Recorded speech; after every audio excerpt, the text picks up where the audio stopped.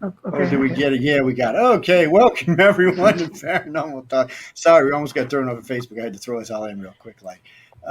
Just if you don't get on time with Facebook, they kick you. And since we got 5 Facebook pages, we like to be there and saying hi to everyone. But tonight it's Paranormal Talk. We're going to be talking about sleep paralysis and what it can be besides just being stuck in your bed like.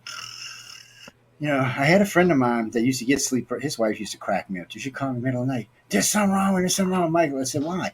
He's not moving. He's barely even breathing. And I'm pushing it. I said, just hold his nose and his mouth shut for a minute. He woke up every time too, like, I will kill you. They said, why did you do that? She goes, Joe told me that's why I wake you up. And he wakes you up every time. I said, yeah, he cuts off his oxygen. His brain kicks in like that. But actually, a psychiatrist told me that. A friend of ours who works with some of our contactees, he's the one that told me that. He said, yeah. He said, because if it's an alien, they probably won't wake up. He said, they'll probably stay asleep, suffocate their ass if you ain't careful. He said, but if it's just regular sleep paralysis, they'll be up in less than 30 seconds. And so far, it's worked every time. Wow. We're not encouraging people to hold their spouse's nose and mouth shut.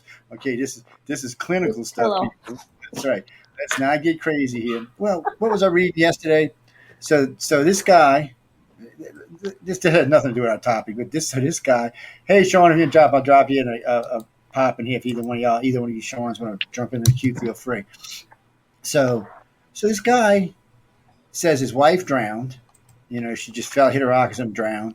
So he said he brought the dog up to the thing or the kid or whatever, and then he burned the corpse right then and there because he was so freaked out. He cremated her on the property so he could bury it there. So I'm thinking, now they can't put him in jail because they can't prove he did it. They cannot prove that he did this in any shape, form, or fashion. So he's going to walk. Whether he killed her or not killed her, this dude's going to walk because there's no evidence, nothing to say he drowned her. So it was just a thing that it was just a thing to say that he drowned her. It was just so weird that it happened that way. I was like, wow. And he got away with this. This gives me ideas for the future. I'm just saying, ain't my host give me any shit? Now I drown y'all. I was like, I had to burn cremated real quick. Oh my God. Talking about sleep paralysis, huh? Sleeping what it did. It just freaked me out. Yeah, anybody who's in the chat that's currently in chat, y'all can join us if you like. Lee, I see your mic's up, but I'll drop you in when it comes on. But anyway, getting down to the topic tonight, we're going to be talking about sleep paralysis, ladies and gentlemen, and in a kind of a serious way, because sleep paralysis, sometimes people think it's alien abduction. Sometimes they think it's demons sucking the breath out of you. In the old days, they wouldn't let a cat around a crib because they said the crib could suck the breath out of a baby. It's not exactly true. It's true in the fact that a kid can't suffocate a baby. It's not exactly true that they're sucking the breath out of the kid. A cat, you mean? Yeah, cat. Kitty cat. You're saying crib. Cribs are made for babies. Okay, sorry. We're talking about. Yeah, if the crib is doing that, it was not a good I'll one. send it to you. Let me find Facebook and I'll send it to you right quick. Hey, Shawnee at. It's been a little strange lately though. Some of the weird shit people tell me sometimes. I'm like, really? We got on crack. I mean, really, it makes me think a lot of people are on crack. I gotta be honest with you. And okay. Probably some of the people that we know, yeah. Oh, I don't doubt some of the people we know. Well, in the old days, I used to have to get on a host all the time for getting effed up. More hosts got fired off this network for being effed up than anything else. Wow. I mean, That's scary. So I come in one Friday night, we're doing a show, right? 3 of the hosts are just blitz. So I said, well, we'll just change the name of the show to effed up host is what we're going to call it. Because you couldn't do a real show. They were either giggling, laughing, or other things that we don't even want to talk about. And then so what I did is I did the show. And then I sent them each one a copy of it. And all I heard was for a week was, I'm sorry, Joe. I'm sorry, Joe. I'm sorry, Joe. Am I fired? Am I fired? Am I fired? Hey, Sean, how you doing? Leah, let me know when you want it, baby. I'll drop you in. Sean.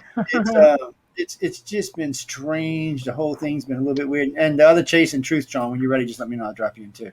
It's been a strange ride. When I first got in ufology, that's all I heard was sleep paralysis, Joe. Sleep paralysis. So I launched a big study into how many people get abducted at night versus the daylight or afternoon. Come to find out, the most alien abductions really happen like midday till 7 or 8 in the afternoon. So no, there's no sleep paralysis there unless they're passing out at work, taking a siesta, something like that. It's not sleep paralysis. And I'm not saying that a lot of the cases, other cases at nighttime may not be sleep paralysis. They may. But when you regress somebody and all those memories are there, it's hard to blame it on sleep paralysis. But still, it's there, and it is a clinical thing. People tell me sleep paralysis is not real, and I go, really? Have you ever took your time to read a little bit? I said, look, just type in sleep paralysis and see what comes up. And majority of people won't even take the time to type in sleep paralysis to see what the hell it is. It's just kind of crazy all the way around.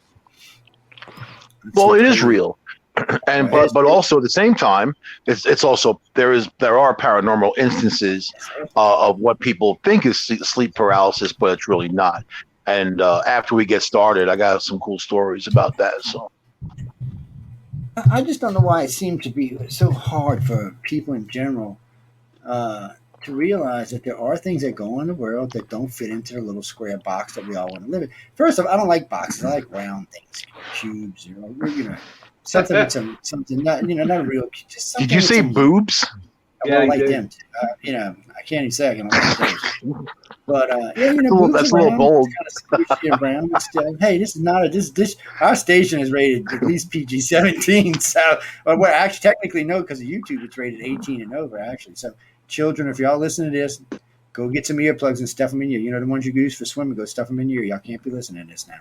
It might get a little crazy tonight. So, I want your mama calling me. Were you talking about boobs in front of my son and daughter? No, I didn't know they were even there. How was I supposed to know that? It wasn't me. It was Michael. They were going to blame it all on Michael. I'm a very natural person. It's always nature with me. Wait, Dell's not here, so we can blame Dell. It's all Dell's fault. We're blaming Dell. It's not here to defend it's all your fault. He's a milkman now. He's like doing the milkman thing. So boobs, like milk and boobs, right? Hand in hand. I'm talking about cows. Cow milk. He's not milking anything else there. I'm talking about cow milk. Well, they don't have boobs, but they got udders, man. That's a whole different thing. To be honest. There was a lot of udder talk earlier. I don't know. We just got to get on this conversation. It's utterly ridiculous. What I'm saying is, let Michelle take over so y'all can all introduce yourself. Yeah, let Michelle take over. Anyway, I'll be right back. Ladies and gentlemen, please stay tuned until I come back. We're going to let somebody that's coherent take over for a moment. Exactly. Thank you. And we're not even drunk. Okay. With that being said, officially, welcome to Paranormal Talk.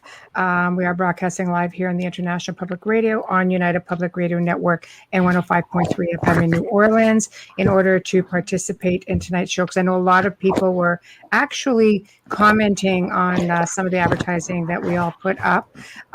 So please preferably go into YouTube on UFO Paranormal Radio, or UFO Gods and Extraterrestrials will be able to respond to you a little quicker, but we will see all your comments here in chat.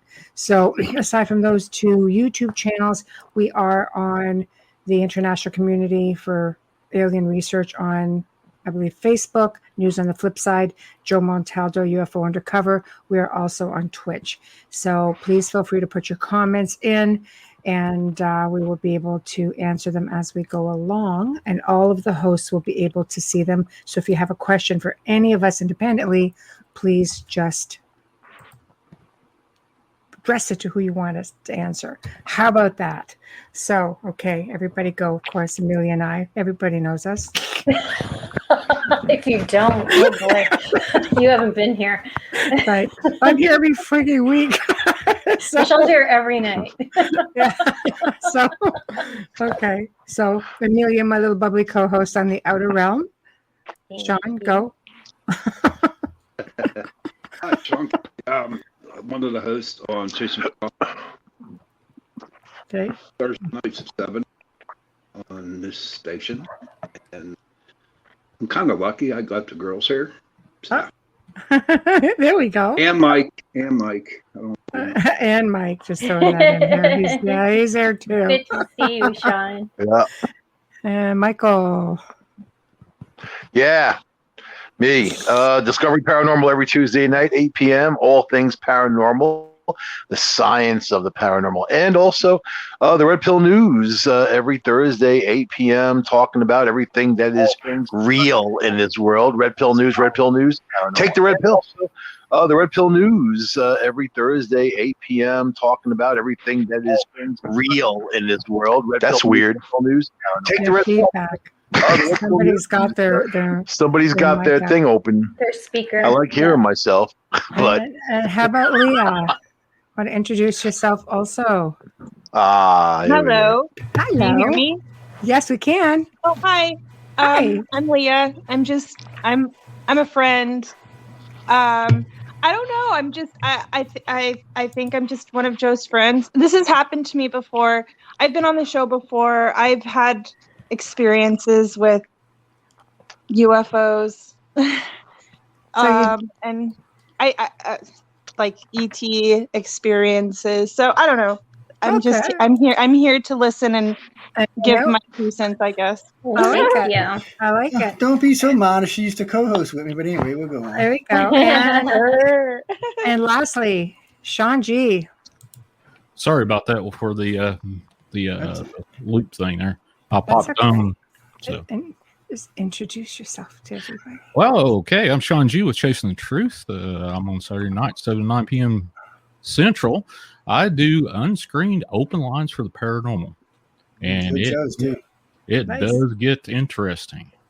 It does get interesting. It gets Welcome. strange. And back to Joe, our fearless leader. Yes, yeah. Well, y'all, if you look, people, if y'all listen to this network, you know who I am. Shame the hell on you is all I got to say. Lord, I've been on radio longer than most of y'all been alive. Damn.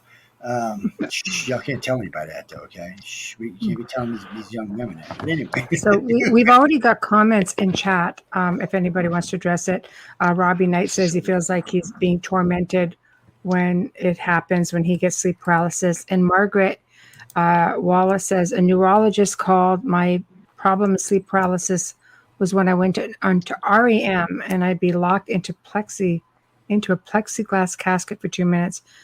And I couldn't stop this, so the doctor blocked my REM by RX, and it worked for her. My prescription. Wow. Yeah. That's interesting. That's the first. Yeah. Yeah. I'm not a big fan of drugs, but hey, sometimes drugs work. I can't It hate gives you sleep. what they got me on right now for this damn nerve I got. It's potent, man. I'm just now getting used to it. Hell, for a while I was worried about damn driving around and all. Yeah, I got try. What's it called? Damn, I can't ever say the damn thing. Near. I still can't say it. You think by now I learned how to say this damn disease. Anyway, it's a nerve in the side of your head that connects to your eye, both your jaws, some of your teeth, and your ear. And when you read about it, first thing it says, first sentence, it just says excruciating pain. And let me tell you what, it makes a wisdom tooth or an abscess like child's play. I've never experienced any kind of pain like that. I've had broken arms, things get yanked out, abscess. Nah, nothing comes close to this. It just nothing does. It's a very different kind of pain because it spreads across so many things. But it's like anything else in the world. After enough time, it kind of dulls down a little bit. So we're going to see where all of that goes. It hasn't caused any sleep paralysis. And I got to say, for me, the red pill, because Mike has got the red pill news, because they give me these little red pills. They say they're for migraines, insomnia, and of course, if you're crazy. So really, it fits all three for me because I'm crazy. I have insomnia and I can't sleep. So I know the first time I asked the doctor about sleep paralysis, he said, Joe, you sleep 5 to 6 hours a night. You're never going to get sleep paralysis. He said it's for people who are coming from one stage to the other stage of sleep, and which I understand that, but I guess I've never experienced anything like sleep paralysis. Alien abduction, freeze you in place while you're awake, that's different. But, sleep paralysis for the most part is that moment or that few moments between waking up and waking up. So you're sort of awake, but you're not really awake. So you feel just stuck. I mean, we're going to scroll through them up here. Y'all can see I've had the little thing up. Paralyzation during sleep transition, which is what I was just talking about. And it's all fine, but my problem with psychologists or doctors for that matter, not everything is sleep paralysis. It's just not. I mean, I know some of this relates to demons or ghosties or other things along those lines. I know some of this could be alien abduction. So for me, it's hard to think that all of this is sleep paralysis. I just don't believe that everything that we've talked about, I mean, all of us work on different projects, and I just don't believe all of them are sleep paralysis. I mean, I know a good friend of mine wrote me a big, nasty letter about 2 years ago. Joe, all them contactees are nuts or have sleep paralysis. I said, really? I said, what color are your eyes? He said, blue. I said, what type of blood you have? Negative. I said, really? You're going to tell me that shit? I said, let me regress you one day. No. I said, no, really? Come on, let me regress you, and we'll find out whether you have real sleep paralysis or not. No, no, no. I don't want to be aggressive. So finally, after about a year of his wife nagging his ass, he let me regress him. Now he wishes he would have never met me. Because the first 15 minutes, he woke up. He was pretty deep too. He woke up in the first 15 minutes. I said, "What's the matter? No sleep paralysis?" He said, "I'm not even going to talk to you for at least a year." He was serious too. His wife's like, "Just calm down." She's like, "Calm down my ass." He said, did you hear what came out of my mouth?" And of course, they get a recording. They get a recording. They get the videotape, and they get when you see the videotape, you can actually see the stress meter next to it because of voice stress analysis. So, you can see the physical stress in his voice when he's talking about these things, even under hypnosis. And the funny part was, even when I removed the stress part from the hypnosis, there was still stress left on the meter, which is a rare thing. Usually, when I take him out of the stress mode and just put him in the viewing mode, there is no stress. But for some reason, he couldn't let it go. And it's still, and when I talked to him just a few weeks ago, he's like, "I guess I need to be regressed again." I said, "No, you need to wait a while." I said, "You can't even handle the last one." See, and that's what I tell people this all the time. Don't get regressed if you're not ready to deal with what you're going to find. Because you don't know what's going to be in there. You just don't. You never know what you're going to find in your head. And like, just to put this in perspective, a couple of years ago, this happens about once or twice every year. We'll get somebody who thinks they've had an alien abduction, and it'll turn out to be some type of child abuse or some type of sexual abuse or child abuse. Well, I've said this a million times. I'm not a psychologist, so the only thing I can do is refer you to one. And what we do is we found some psychologists over the years that are friendly to people who have alien abductions. So they don't think they're instantly nuts or they think this or that. They bring them in, they see them, they work with them, and they find out, what it may or may not be. And it's just hard when you wake up to that. It's something you've buried for 20 years of your life, and then some asshole like me comes and pulls it out of your head. But I warn them, don't come unless you're serious, because if you've got these symptoms, it may be sleep paralysis, it may be some kind of abuse, and it may be some kind of contact, or it may be a damn demon, sucking the energy out of you. It could be any of those things. But without help, you're never going to find out. And most people want help because they don't want to live that way. But hey, anybody in this group's ever experienced sleep paralysis? I have. I actually had it for years. Even when I started doing sleep studies myself, I ran 5 sleep labs for years and came across probably 24 people that really had severe cataplexy, as they call it in the business, to the point where if you're narcoleptic and you have severe cataplexy, you're a shut-in. And it is, to have it myself, it is the strangest thing. I dreamt of my brother being top of my chest, and I was screaming and cussing at him, and I couldn't move, and I woke up, and I was like, okay, and I fell back asleep. I had the same thing again. It's like having a fight with yourself, but not really. I agree. It's happened to me twice within a 2-month period, the only time in my life ever, and they were fairly close together. And I have to say, being wide awake, not being able to move, looking, at my husband at the time next to me, and you can't speak, you can't call out. But for me, there really was a sense, that typical sense of impending doom, that you're not alone within yourself. And for me, again, I just worked a really malevolent case. So, I try to look at the logical side of everything. But I think the timing of everything, it never happened before at any other case that I've worked in or at any other time in my life. And when I was done with that specific situation, it never happened to me again. And they were both very much the same. One was, late at night. And one was, like when I was just, I would say, and in both cases, I was sound asleep. So it wasn't so much the REM state, But again, I've had experiences with ET also. So, I mean, it could be anything, but, it is very terrifying for the moment. It's very weird, that's for sure. Mm-hmm. Oh, I can finally see everybody on the screen. Look at that. All right. Let's remove this. It's, we're going to bring that list back up. I know somebody hit me with a text. No, we're going to go through the whole list. That was just number 3. I don't know. I mean, people write to me all the time. So the very first time I ever heard about sleep paralysis, it had nothing to do with abductions. This lady said this demon was coming in and sucking her breath out every night. So she went to a doctor and told the doctor, of course, doctor said you need to get psychological help, but I think it's sleep paralysis. So he gave her drugs for it. Okay. So it knocked her out so bad she couldn't remember anything. So then she remembers waking up one night, she couldn't catch her breath, she couldn't catch her breath, she couldn't catch her breath. And so she went back to see the doctor, said, can you take me off these drugs? I'm not able to catch my breath, and I feel like I'm in limbo time. And then, so he gave her something else, and she remembers about another week after that, she remembers something moving around in the room, and she jumped up real fast to see what it was. And she remembered looking at the clock, and it said 4:04 in the morning. And then she remembers trying to see what this thing is. She said she had to be up for 15 or 20 minutes, but the clock still said 4:04 in the morning, like everything froze. So she told somebody, I forgot who it was, MUFON actually is who it was. And MUFON said, I don't know what you got. We don't think it's anything alien, blah, blah, blah, blah. And then she went to, what's his name? Joe Jordan's group. They used to do exorcism. They think if you've been abducted, a demon did it, and they were going to exorcise the demon from you. Well, that didn't work either.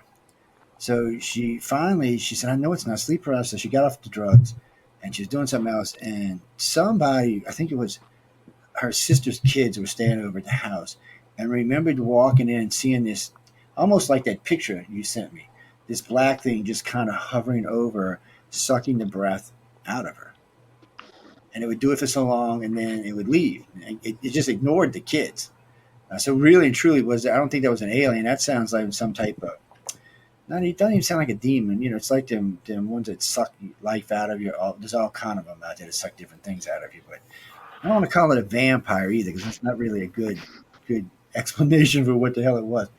Well, a lot of that's the Hag syndrome too, right? Where they sit on your chest and they just try to take breath from you. That's a big cultural thing too in many different parts of the world.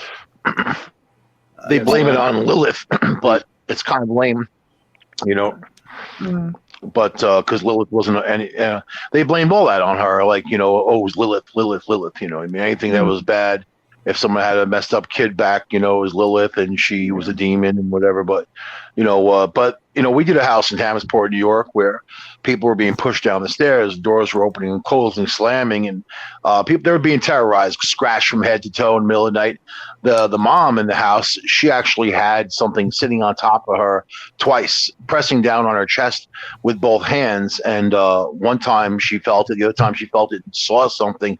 And she actually went to the emergency room both times because she thought she was having a heart attack. But it was the entities in that house, and turns out that people died in 1900 in the house. They all suffocated. So they probably don't even know that they're dead. Mm-hmm. Yep. And then we had a medium, and we did our thing, and they contacted. And it's cool. I shouldn't say cool, but interesting that family that had that moved out before we can go in and do the investigation.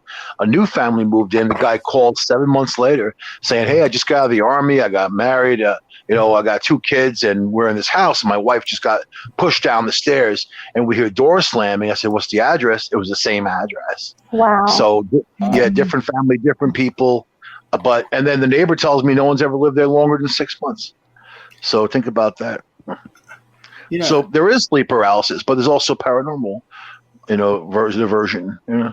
I wish that doctors would do their due diligence and keep an open mind, just the way. No, it's easier to throw some drugs at you. I know, but when Michelle takes a case, and I don't want to speak for you, but you've said this in public, and I know this from working with you.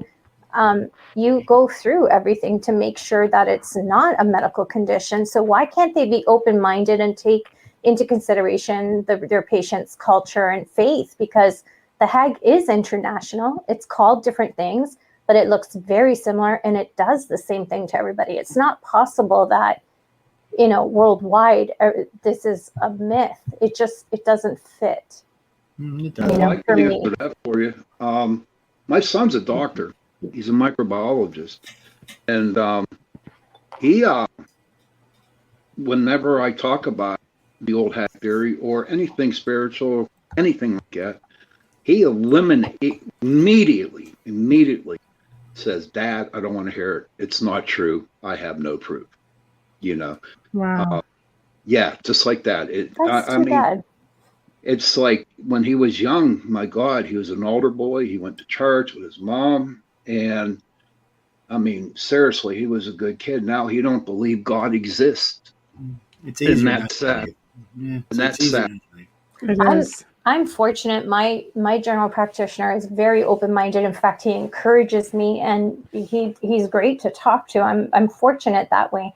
But what I mean is, there's so many, not just sleep paralysis, but possessions that have been, hugely and fatally misdiagnosed. And I think we need to stay open minded on both ends. Not just the paranormal really makes sure, they try to anyways, to make sure that you're not working with someone who indeed has a medical issue or a mental health issue. I would hope that you all do that. It would be nice to see doctors remembering that there is culture and faith behind things as well, and mindset. So I've been you're fortunate. welcome, Joseph. I've been fortunate in my field of work that I work with psychiatrists and psychologists, because I usually ask for assessments, and I usually ask for permission from the doctor who's administering medication to work with these people, because you don't want to. It's like in paranormal research, you get too many researchers in one spot, and you know, you end up stepping on toes. So that's not what I want to do. But, there was a Canadian physicist named John Christophe Terrellon, and he was doing some research in Japan. And he's a scientist. He doesn't believe in evil spirits or anything like that. But he experienced some sleep paralysis. And he said it happened to him once a week. And he sensed a threatening presence, something very evil beside him while he was paralyzed. His ears rang. He felt something pressed down on his chest, and he was struggling to breathe. He felt some intense pressure in his head, like it was going to explode. Then he found himself being transported upward and looking down at his body. And he even went through a stage where he felt like he was being hurled through a long tunnel. Now, this is a scientific person who doesn't believe in anything. So, anybody? Well, it's interesting you said that. Let me take this off the screen for a minute. It's interesting you said that, because I had a good friend of mine. His doc's still a good friend of mine. Good friend of mine who's a lawyer. It was funny. It's like one of them jokes, a lawyer, a pastor. And so anyway, I talked to a good friend of mine who's he goes by the name of Southern Cross. He's a preacher now. Been for a long time. So I said, all three of y'all, blah, blah, blah. I said, I'll tell you what. Why don't y'all come spend some time with me? I'm going to take you to a little place. So I took him out to Honey Island Swamp. First off, they were scared. It was hilariously funny. I was videotaping the whole thing. They were all because it's scary back there in the swamp. And I said, no, you ain't got to worry about the animals. I got the gun for that, or the crazy people with the banjos. I said, we got guns for that, so don't worry about that. So we started. So we're sitting there, and you see this F-16 following behind something. It looked like some kind of chase plane or something, but it was headed for NASA. He said, well, that's nothing. And all of a sudden, out of nowhere, Jason's seen this too before with me. All of a sudden, out of nowhere, you see this beautiful silver saucer just kind of catching up with him. All of a sudden, they overtake both planes. It gets in front. Big light comes out from underneath, and it just goes down into NASA. It just sets down. So they're all like, I said, Oh, and the first thing out of their mouth, oh, that's some new stealth stuff we're testing. I said, did you see the two planes in front of it? It was being escorted. It had nothing to do with us. I said, well, I tell you what, if you're worried, I said, let's get in the car, and we'll go down to the end of the road so we can look into the field where it landed. And they were like, Joe, it's military stuff. I said, no, don't worry about the military. They're not going to bother you any. I said, I got a good clearance. They won't bother. So we go park down there, and we're sitting down there, and all you could hear was it really sounded like someone was screaming at the top of their lungs. That was the second time we've heard something back there screaming at the top of their lungs. And it's so quiet back there, anything for distance, you can hear screaming for quite some distance. And it was freaky, because it was just freaky. After that, he said, well, I still, and the doctor goes, I still don't believe. I said, well, let's cross the river here and go into the field. Oh, no. I said, what do you mean, no? You don't believe? What are you worried about? Well, it might be some big cats. I said, there ain't big cats in Louisiana. Come on, maybe a bear. I said, I got the gun for that. I said, no. I said, come on, let's go walk. Let's go. I said, there's a log we can all walk across and go into this field and see what's going on. They got in my car and would not get out of my car, all three of them. So I said, that's fine. Wow. Stay in my car. I said, we're going to go for a little ride. So I said, everybody look and see what time it is. I said, you see what time it is? It's 8 o'clock, right? I said, okay. We're cruising on Honey Island Swamp, and you see just something comes over us, and the white light goes over the car. You could see it going down the road, like we're scanning the road. We get to the end of the swamp, and I looked down at my clock. It said 10:11. Wow. I said, what time's your watch say? And I still remember this doctor. He goes, for like 10 times. And I told looking, what do you mean? He said, look and see. And the preacher looks at me and he said, She said, Joe, it was 2 miles from there. I said, what's the matter? He said, you got something that made our watches go for. I said, how in the hell would I do that? I said, y'all wearing 3 different kind of watches. I don't even know what time it is on your watch. I said, don't be ridiculous. And I said, what's the matter? And then I still remember Raymond. He said, man, my arm itches. So he rolls back his shirt. His whole arm all the way up to his, just full of these little red prickles. He's a doctor. He still don't know what the hell happened. So I said, well, look, I said, if y'all still just think that sleep paralysis is this and none of this shit's real, I'm just going to bring y'all home and we won't talk about it. Well, Southern Cross became a regular with ICAR. He said he still is even today. Raymond wants to be, but his science side of his brain makes it too hard. He knows, and then I called him up one day about the blue eyes, green eyes, and RH negative because he's green eyed, RH negative. And I said, what do you think? He said, Joe. He said, what do you want me to blow my brains? He said, I do not want to think I'm being taken because if I'm being taken, I've heard you speak before. It means my kids and my wife are being taken. That's why your wife might not be being taken, but your kids definitely are. He didn't speak to me for 18 months. I'm not kidding you, for 18 months. He wouldn't call me. He wouldn't take any calls. He just would not. And then I ran into him in Lakeside Mall. And he started talking to me. He's like, dude, all kind of weird shit's happening to me. He said, I wish I would have never met you. I said, deal with it. He said, no, you brought it out. You made it happen. I said, I didn't make it happen. It was already happening. I just brought it to the forefront. So I get the 3 back together. We're all sitting there talking. And by this time, they all had serious events happen in their lives. And I said, well, do you think it's sleep paralysis? I said, you're the doctor. I said, you're the lawyer. You're the pastor. I said, do you think it's sleep paralysis? And I still remember the doctor looked up. He said, I want to say that's what it is. He said, but my education says that is not what's happening to me. He said, so then they start, because the preacher starts, well, maybe it's demons. Maybe it's demons. Maybe it's this, and maybe it is demons. I said, there might be some demons in Honey on the Swamp. So I said, do y'all want to come down to Golf Breeze with me? Bitches wouldn't even get in my car.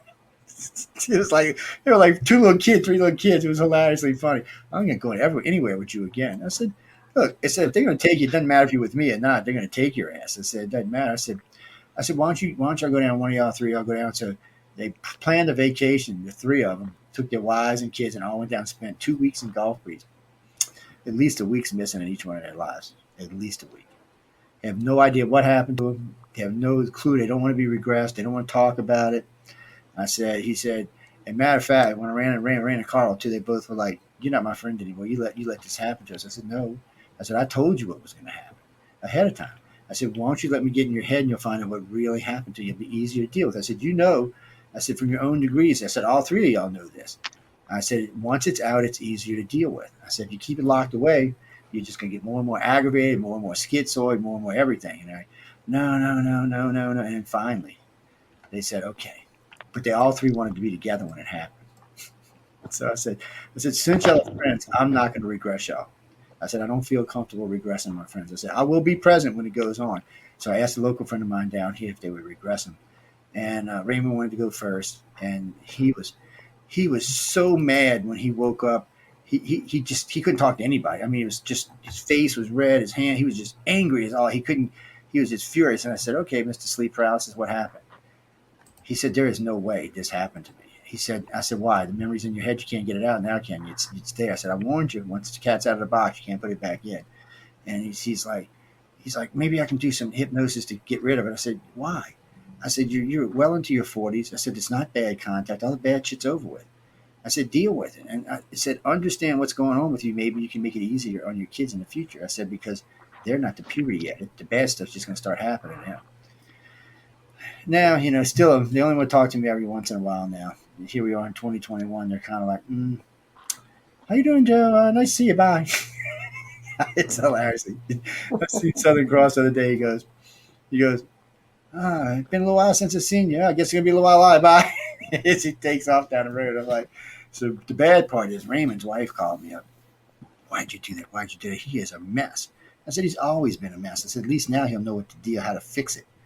I said, just work with him on it, help him get through it. I said, it's like anything else, like coming out the closet. I said, you have to work on it to go forward. I said, he knows it's not sleep paralysis because he told me for years and years he was experiencing. That's how it started.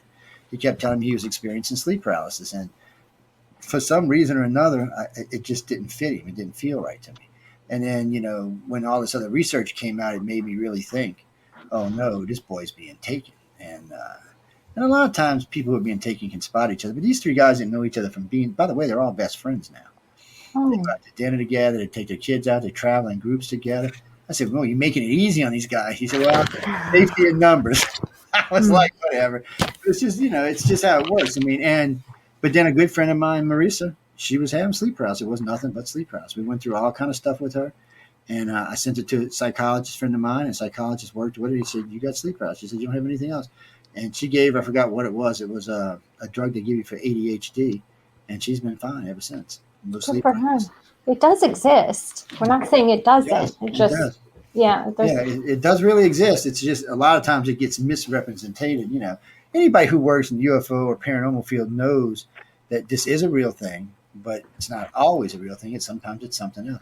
Sometimes it might be one of them sexy Casper ghosts coming to visit you or something. Yeah, because everybody wants a succubus. What was the one? Remember the one to take the girl in Texas? They followed her to the place. What was that? What was that case? Oh, why can't I remember that case? She was she was being raped her whole time, and then she talked to somebody at said Texas University, and they brought her and put her in a place to see if they followed it. Still, she made a movie on it. The entity. Yeah. So I mean, obviously, and other people experience that.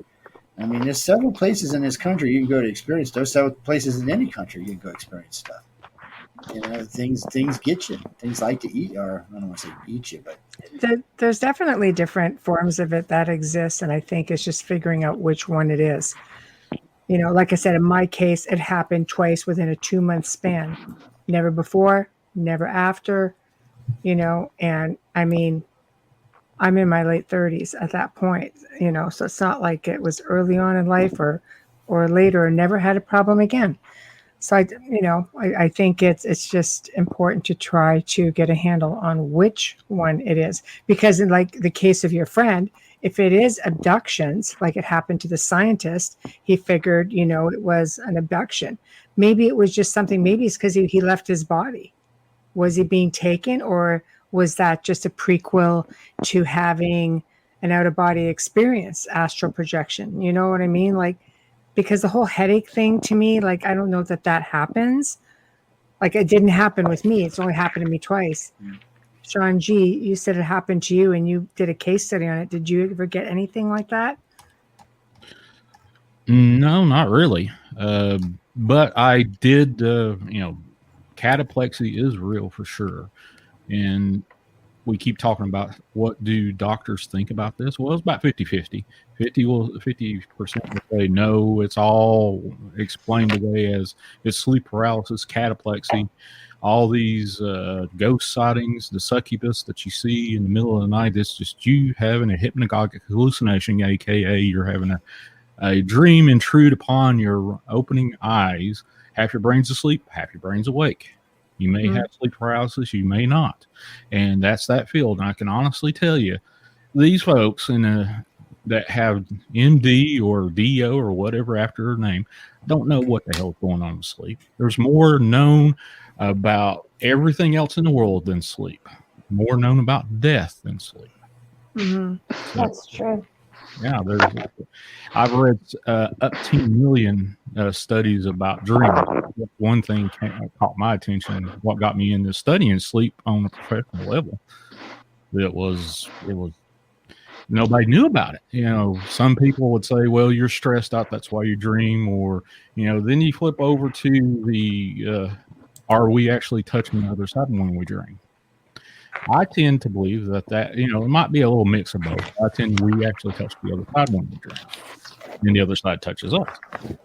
How many times, the folks that do live streams and actually, converse with people on on this particular subject, how many times you woke up in the middle of the night or had strange dreams after you talked to a certain particular person, and you're like, well, what the hell was that standing beside my bed? Hands up, I have. Certainly have. As long as it's sexy, I'm okay. That's all I can say. The last one I had looked like a demon standing beside my bed. It didn't go away, but if it's sexy, hey, come stand beside me. I don't care. Hey, it's like, who was it? Oh, it was a famous actor just recently was talking about some sexy succubus bitch he met, and it cost him his career and most of his money. And I'm thinking, did he meet her in Vegas or something? I mean, but he was serious. I mean, he was when he was talking about this, he was dead serious. He Yeah. said he felt drained all the time, and I said, well, you're in your 40s and you're dating someone in your 20s, you might feel drained all the time. I'm just saying, man, it's kind of a rough thing. But I don't think they appreciated that answer. But it was weird. It was weird. I mean, he talked about seeing this thing. He said in the beginning, I used to just catch it out of my eye and it sounded like it was whispering something to me in my ear. And he said, then I would wake up and it would just be sitting on my gut and looking at me. And sometimes I would see like a mist between her mouth and my face, and sometimes I wouldn't. He said sometimes I would get aroused and sometimes I'd get angry. He said, I don't know what the hell it was. And then he actually went and seen a priest to do an exorcism on him. He said it worked because after that it quit. And he says he's now going back. Man, I wish I could remember. He's fairly famous too. I wish I could remember who the hell he was. It's written down on one of these case studies in here somewhere. But you get weird stuff like that, and that's not something I handle. It's like Guy Malone and Joe Jordan who do the alien exorcisms. I've got at least a dozen, about a half a dozen of their cases have come to me saying, I don't think it worked. And I'm like, what didn't work? Matter of fact, that's how I met Tree Sheridan, one of our directors. She came to me one day. She heard me talking somewhere and speaking. And she says, well, no, they told me it was a demon and I've been exiled. I said, well, do you feel like it's gone? And she's like, not exactly. I said, do you want to be hypnotized to see what's there? And she kind of hesitated. So, well, you don't have to. I said, don't you know? So she hung out with us for a couple of years, got involved with the organization. And one day we was in Laughlin, Nevada. And she said, can you hypnotize me? I said, sure. Let's go sit over here and get a quiet room and I'll hypnotize you. She just flipped out. I mean, she flipped out like, whoo, man. She was only like 5 foot, 80 pounds if she was lucky. I mean, she just flipped out totally, and I was like, she's like kung fu on everybody. So it was kind of funny because she was a black belt martial artist. I used to laugh, and I was like, Trish, you're 80 pounds, 90 pounds. What are you gonna do? You kick me till she bounce off of me? I mean, really, it's just too funny. But she freaked out hard. She found that it was still going on. And I said, don't worry about it. I said, the age you are, they're not hurting you. I said, they're just, showing you different things, getting you involved in projects. They're past this. I said, unless it's a demon or something. I said, if it was a demon, that should have worked or at least upset the demon and make it worse. And she said, well, it didn't make it worse. And she said, at first I thought it worked. I said, because you was pushing it down. So you were hiding it from yourself. I said, but when you relaxed, you heard someone speak, it would trigger things and you'd come back and wake up. And, somebody asked me today, and all the hypnosis I've done, how many actually turned out to be alien abductions? Not quite half. 45% maybe, somewhere up in that range, maybe 40%.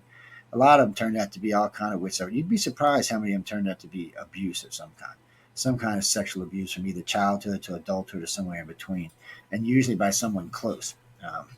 It's one of the reasons, I guess, they would just lock it away. And the first time that ever happened, had done about 25 hypnosis. I was green as could be, and we had a case like that. I didn't even know what to tell her. I was stunned. I was like, I said, I don't even know who to refer you to. I mean, I felt bad because I didn't know who to refer her to. So I put her back under and pushed the memory to the side. And I said, this memory is going to hold here for 6 or 7 months, but then it's going to come back out. So you need to find a psychologist, and you need to find one soon. I said, they can bring the memory back out. Just tell them what I did.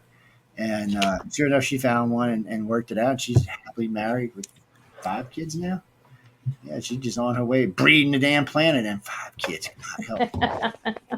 Helping the population. That's like Sean got like 26 or something. Both the Sean's got like 26.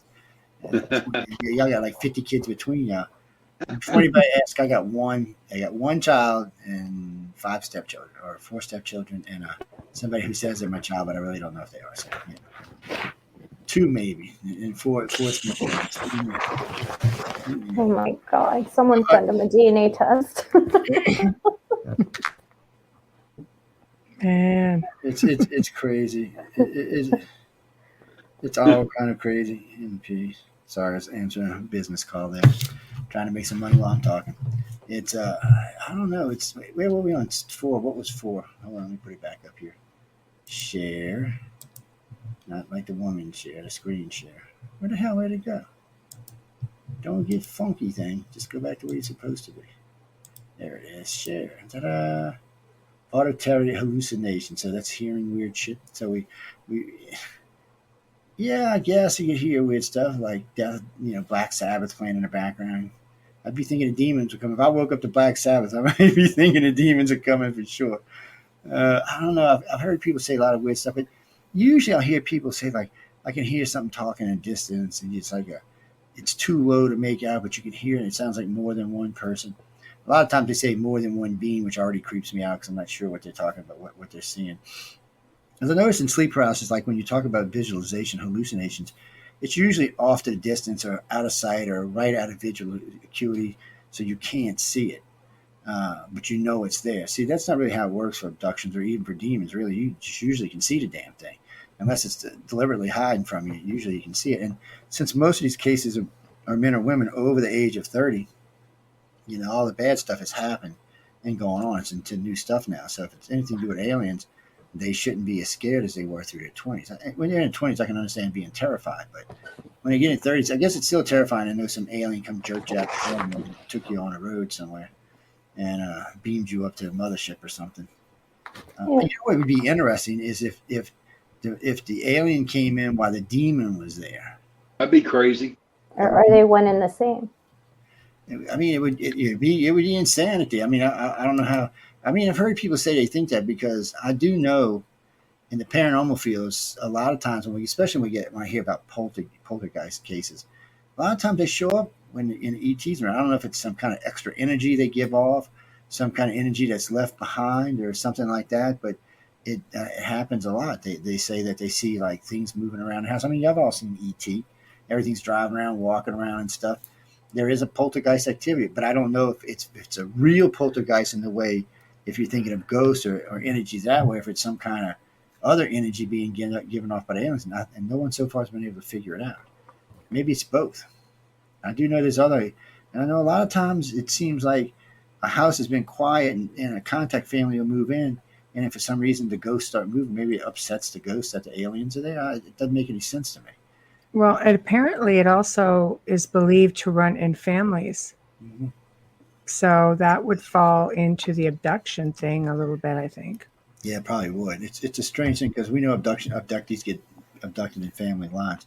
Well, I had a lady just the other day get so mad at me too for that. She goes, "You don't know what you're talking about." I said, "That's fine, sweetie. You don't have to believe anything I'm saying." I said, "It's all information to be taken and left." She goes, "I know my mom or my dad wasn't taken by aliens." I said, "Did you ever ask them?" "Well, no." I said, "Then how do you know?" I said, "Did you ever see your mom just break down in tears for no reason at all? Or walk into a room somewhere and people will change their attitude because she's there, or she'll change her attitude because they're there?" She said, "Well, yeah." She said, "It happens to me sometimes." I said, "That's because you're empathic." And I said, "I've never met an empathic person that's not being taken." See, because I got a lot of my paranormal friends that tell me they're good telepaths or empaths. I know right off the bat they're being taken. And it's funny because it's a weird thing in the abduction field because people will, first off, they'll usually start an interest in God, in the church.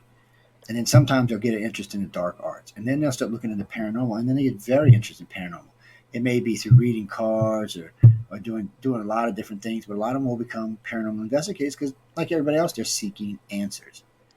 The problem is they're seeking the wrong answers because Ghostie's not going to bring you close enough to ET.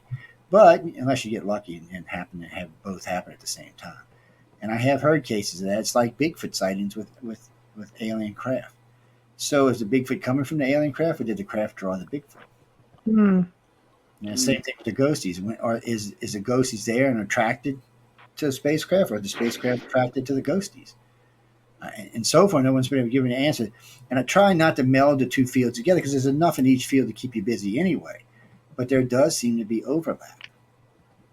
So, and then there's sleep paralysis that also overlaps into both things. It's hard thing. It's hard enough without having to add sleep paralysis in there. And then when you think about overlapping from one type of case to another, what I'd like to see is someone who's seriously possessed when the Greys show up. I'd like to see how they're going to react to that. I'd be like, could you see the Grey with the cross? Be gone! I don't think that's going to happen. I think there's a bit of a link because I've worked with families, and as you start researching further into the situation, it turns out that they've seen Greys. I've heard about I bet you it's a 60-40 thing, close to that with me. it's a weird thing. It's like this next one here talks about hallucinations. I've had friends of mine tell me I've felt something rubbing on me, or like somebody will just take their like the tip of their fingers and rub down their arm, their belly, down their leg, and they're like, I don't think it's aliens and I don't think it's ghosts. I said, listen, if it's not your wife or your husband and it's something, I mean, really, I don't care. I've never hallucinated anything touching me. I got to be honest about that. And personally, I don't think I've run into anybody who's hallucinated something touching them that they didn't have an idea what it was. So that one kind of bothers me on this list right here. But I've had both men and women tell me about being touched in places they shouldn't have been touched. I've heard about people being pulled out of the beds, both in paranormal and in ufology. It's kind of weird. I'm going to have him possess Michael in a minute. Can I rewind just for a second? Yeah. Thank you. I was doing some research on sleep study cases for this because I was curious to see if there was anything documented that could come up as paranormal and how they would handle it, being a sleep center and being scientific. And I came across this case where there clearly is a demonic voice on the recording and there's activity in the bed, but they will just dismiss it as being static in the recording. But when you hear it, it's clear that it's demonic. So I find it interesting, Sean, see, even with the evidence right there, they're still saying, eh. Well, I have actually, in the old sleep lab that was ICU unit, it was very haunted. And I had captured several times where there was one lady woke up in the middle of the night and screamed, Sean, Sean. And I was, like 2 o'clock in the morning, I was running the sleep study itself. And I run in there and asked her, I said, what's happening? I said, well, I thought it was you sitting in the corner over there in the corner. There was a little chair there. Mm-hmm. I said, no, it wasn't me. He said, yeah, I realize that now. You have hair, and this guy didn't have hair. And I actually saw a light jump on her bed in the recording. It was a VCR setup. And I told a couple of people about it, and they kind of dismissed it. And I was like, well, where the hell is this going to go? I regret that I did not save that. But, of course, you got this HIPAA thing here in the United States, so you can't say anything about that or save that kind of stuff. You just can't share that when it's part of a healthcare record. But, this happened over 20 years ago. This was a collaboration between an investigator who believed this woman was being possessed in the stages of possession, because she did show the signs of possession in her life every day. And then a sleep center checking because she was ready to be put on meds. And I just find it fascinating that even with that in front of them, they still said she's in sleep paralysis. I found it disappointing and very disheartening. It's just sad, really. It comes to the point where who is actually the person in charge, or which usually is the medical doctor or the director. It's all on their belief system. So it's really sad because you're in a medical center. You're being assessed for your. This goes to Sean. Sorry, your son who's a doctor. It would be I should forward you that one and you can send it to him and just say, well. Please do. Yeah, like what are we doing here? So that's what I mean. Like it needs to be looked at. Who's munching on the mic? Mute your mic, whoever that is munching on your mic. I keep hearing somebody munching on their mic. Yeah, I'm guessing Michael because he just went mute. Good, Michael. Good boy. Y'all gotta learn you ain't using a mute him. I'm sorry, Sean. Go ahead. I didn't mean to cut you off, man.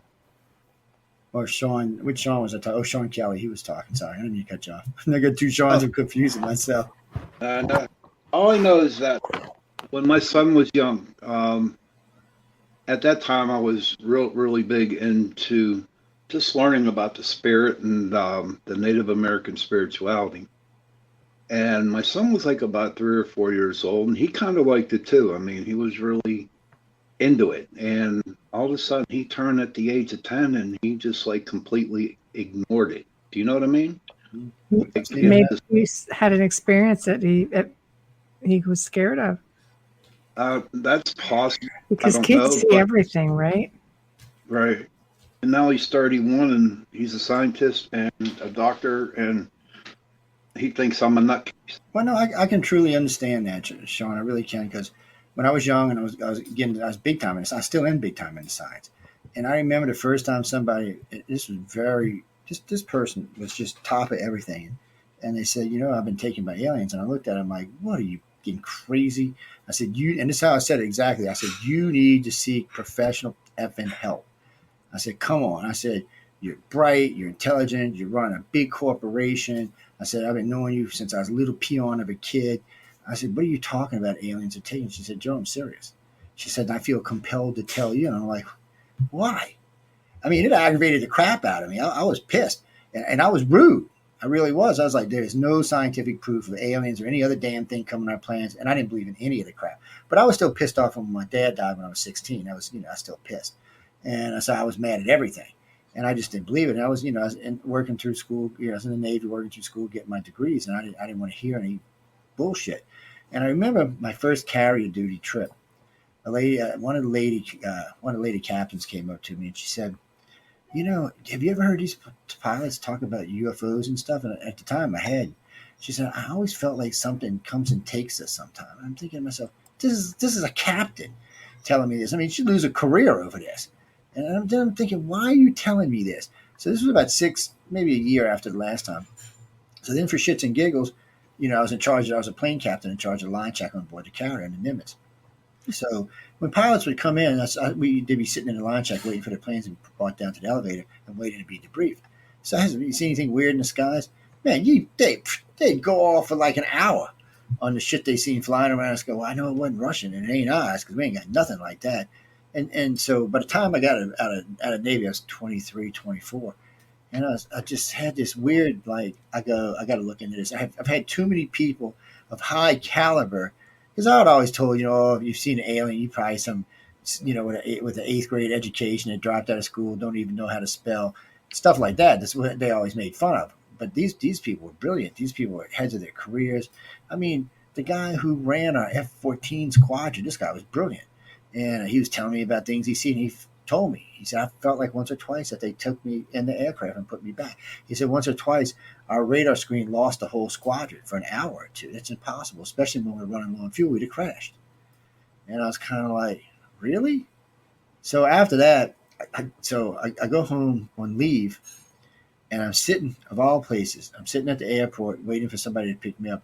Lady comes and sits down to me, doesn't know me from Bean, starts telling me about aliens taking her from her house. I'm like, this is just too weird. I mean, it's like 4 people now, not including the pilots. I was just like, what? So I decided, I called MUFON. Big mistake on my part. And not really at the time, but because I loved Walt Anders. But anyway, I got in with him, became a research analyst for him. Linda joined, she became a research analyst, and we started doing hardcore research into alien abductions, which, by the way, MUFON was not happy with. They didn't want us talking about alien abductions. They only chased lights in the sky. That's all they did. So we formed a little group inside the organization, and we found about 15,000 cases worldwide. We narrowed it down to 5,000. That was our first alien criteria we ever made, was out of those 5,000 cases. And I would call MUFON after Walt retired and try to get information. And man, it was like the black hole. John took over. John was definitely Black Ops. Everybody knew it. The next 3 directors after him were Black Ops. So I said, you know what, y'all like the black hole of Calcutta. You're wasting my time. I said, I'm doing all kind of research, and God knows where it's going, or who's getting it, or what's going on. So I said, I'm leaving. And I wasn't even going to form another organization. So I'm online. I was doing readings. I was doing card readings for people who, because I'd been doing it for some pretty high name people for a while. And I was online talking to them. I said, well, you read your cards, we'll pay you to read cards. So I started reading cards one night, and a friend of mine came in the chat group where we had set. And he said, have you heard the guy, this was on Yahoo, by the way, have you heard the guy with the other chat room, Ariel St. Sinclair, he's talking about aliens and this, that, and the other thing. So I went and listened to him. I should have never done that. I'm like, oh my God, this dude is effing crazy. I'm going to prove he's effing crazy. So I spent probably 100 G's over the next 18 months just traveling the country, flying around, going to conferences, going to meet people, doing this, doing that, doing this. And I came to the conclusion that there may be something to it. Then I spent, here we are now, 38 years later, and I have no doubt there's something to it. And still to this day, people will come out, and just yesterday, a customer comes up to me and says, do you really believe in UFOs? I said, well, there's nothing to believe in UFOs. It just means unidentified flying object. She said, well, I mean alien contact. I said, yeah. She just went off. Her daughter went off. I was like, what the? It's just the weirdest thing that people just find me out of the blue. I mean, it doesn't make so. We found out about a decade ago, they call them core groups. And there'll be a couple people in the center and then another group around them. You know, it's like a couple of 3, then 11, then 19. It just grows out till it gets to be 300 or 400. They're all connected in the same group. Probably because they're all being taken. And the groups interact with each other, but we also know they're actually breeding together. It's a really strange thing. And I still today, though, when people come up to me out of the blue, it's one thing I'm at a conference and they know who I am. It's another thing when I'm in construction clothes doing construction, they come sit down to me and tell me I've been taken by aliens. And I'm like, what? I had one lady, actually I had a couple over the years, but I had one lady just recently. She said, I was told you were the guy. I said, by who? She said, by the aliens. I'm like, really? I said, well, tell them to send you a paycheck with you next time. I'm like, come on, I don't do this stuff for free. Send a paycheck, people. And but it's just weird how it happens. But the same thing with my friends in the paranormal field. I'll have friends tell me that, they'll have people just out of the blue start telling them about ghosties or this in their house or that in their house. And it'd be one thing if they were wearing like their ghost shirts or something, they're dressed for work, nice, clean cut people. And then like Frank is, Frank got these tats going down both arms across his chest. He looks like the scariest bastard on the planet. He's a big pussycat, by the way, but he looks like the scariest beast on the planet. Guy's got a professional career, and the problem is you don't know he's got tats because he's have to wear long sleeve shirts because where he works, you can't show your tats. It's against the house policy, and he don't want to lose his job. So, but he's all in he's in a t-shirt that day, he's in jeans. He's just sitting there, and this lady starts telling him about this ghost that's coming. He looked there and like, first of all, why would you talk to me? I look like I'd choke you to death. And secondly, you're telling me that stuff.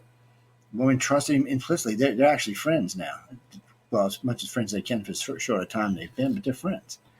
And she said, I've always felt like I knew you. I was like, and I've had people tell me that all the time. And then I'll have people tell me they've seen me in a ship and I was wearing this, and that. And I was like, okay, that's strange. Or you'll come by and say, oh, I seen you working with this contactee and you were telling them this, and this. And I was like, really? And yeah, and I liked watching you work when you're on board the ship. I'm like, really? It's like this tells you about your psychic abilities. And Gio, who's a friend of mine, I still remember this. We're sitting there talking, and she said something about she lost her keys. I said, you didn't lose them. They're underneath your chair. I said, go. I said, move your roller chair over, and it's right there under the silver part where all the wheels connect together. And she's like, wow, how'd you know that? I said, I same way I knew you were wearing that funky ass brown flannel shirt and them green ass shorts, drawers. She hung up. She thought I had a camera in her hand. Oh. So Careful. about a week passed and she comes in. I bet you can't tell me what I'm wearing now. So I told her, she said, you've got a camera mask. I said, no, I don't. I said, when they take you, that's what you're wearing. I said, I can only tell you what I seen when you seen you. I said, then they put you back home. I said, you just happen to have the same clothes on. She's like, I don't believe you. And I said, well, that's fine. And a couple of months go by and I see her in the chat room. She's in there hanging around. And I said, how you doing? She said, okay. I said, next time they take you, tell them to leave your headphones at home. You look funny floating around a spaceship with a set of headphones in your head. And she said, oh, well, tell me what they look like. I said, they were pink with little fluffy things on them. I said, they were creepy looking, actually. She's like, Oh I my am God. never talking to you ever again. I said, okay. You have a way of doing that to people, Joe. Well, sometimes my psychic ability kicks in and I can see things, but a lot of times it's just because I've seen them before. And it's weird. Like we'll go to conferences and it's like these people recognize each other. I mean, it's the weirdest thing you've ever seen. And they'll start talking and they'll start talking about seeing each other and what they're wearing, what they're dressed. Then they start hugging each other. And I'm like, I can't tell you how many relationships have come out of this and how many of these people are still married even today. It's like, for some reason, I guess it's hard if you're being taken and your spouse isn't. Or if you're having something happen to you and your spouse isn't, a lot of times they're not going to believe you. And it puts a strain on a marriage. But when you get two contactees together or two ghost hunters together or something, they tend to stay married. Yeah.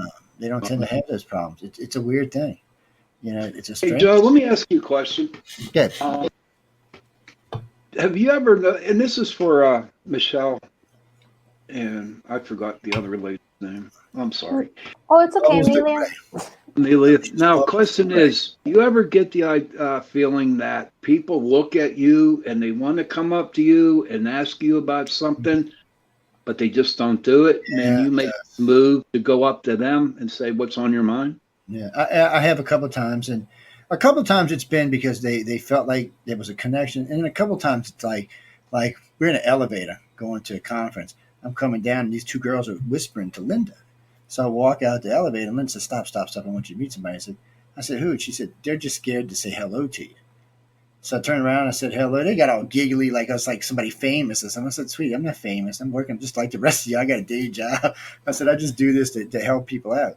And then the shorter one says, "No, I've known you all my life." She said, I've seen your face." And then she drew, which is a great art. She drew a picture of me when I was like 19. Wow. And it was damn good. And then she drew a picture of me at 20 in my Navy uniform with my badges on. As far as I know, no one's ever even took a picture of those. That's gifted. So I was kind of like, wow, that creeped me out a little bit. And I was like, well, that's very nice. And we're all friends now. But, and I will, sometimes I'll be standing somewhere and you'll see somebody, a guy or a girl, somebody just wanting to, you can see it's like they're moving, wanting to move forward to you. And then they kind of back off. And a lot of times they'll say, "Hey, what's up? Anything I can do for you?" Sometimes they'll talk and sometimes they will dart off like you wouldn't believe, man. I mean, boom, they're gone. Like, oh, man. And it's just, and people get scared. I can understand that. I mean, when I first got in this field, I didn't know who to talk to or who to ask or what I was even asking for that matter. And a lot of times I thought, because I didn't believe in aliens, but being raised in New Orleans, I knew there was ghosts and demons because, anybody who walks around a court at 2 o'clock in the morning is going to see something anyway. Oh, I love the haunted carriage. They got an old mule. I guess he died. He pulls the carriage through the court at 3 in the morning. First you hear clunk, clunk, clunk, clunk, and then you hear the wheels creaking. And all of a sudden this thing comes darting by you where a guy looks like a skeleton driving. It almost looks like a hologram, to be honest with you. But it's like a Disney ride. It is. It's kind of like that. And I didn't know whether to be scared or to be exhilarated. I was like, what the hell did I just see? But you see a lot of other stuff down there. Like I like when you're going through Pirates Alley or you're cutting across Royal, you'll see like women at 2 or 3 in the morning dressed in these big ball gowns, just walking down the street hand in hand. They don't even pay any mind to you. I don't know if it's one of those things where it's just reoccurring or if they're just ignoring you or what, but they're just going right on by. I don't like when they walk through you. That always creeps me out, by the way. It still creeps me out even today. It's just like, what? What? But see, all of this goes back to sleep paralysis because a lot of these people have these audio sensations, these visual sensations, these smell sensations. And what bothers me is when you have all of this, taste, smell, hear, sight, and they say it's sleep paralysis. And I know those can be conditions of sleep paralysis, but really, I got to stop and think, well, wait a minute now. I mean, they're seeing stuff, they're feeling stuff, they're hearing stuff. So, and then you hear something talking to you, and then it touches you. I don't know. I'm thinking maybe it ain't what we think it is. I'm not thinking it's sleep, but I guess it could be because that is one of the symptoms. But I wouldn't think it was with me. And I guess you need to know your own psyche and your own body to know if you can even have sleep paralysis because there's certain conditions that set sleep paralysis. Unfortunately for me, like my doctor says, I'm a healthy insomniac, so I never sleep more than 5 or 6 hours, unless like these drugs they got me on right now. But even then, my body don't want to sleep. I went to bed at 1 last night. I woke up 6:40 this morning like I was supposed to be going to work, which I was, but it's like, what the hell? I was waiting for the alarm clock. It's strange, but people do. It's especially in New Orleans. You'd be walking around tourists. I was walking with a tourist group headed to go there and steak it on the Royal Street at the place has great steaks, got a great balcony view of the quarter. It's a great place to sit and eat. And I was just going up there, and I was just following the crowd, walking along.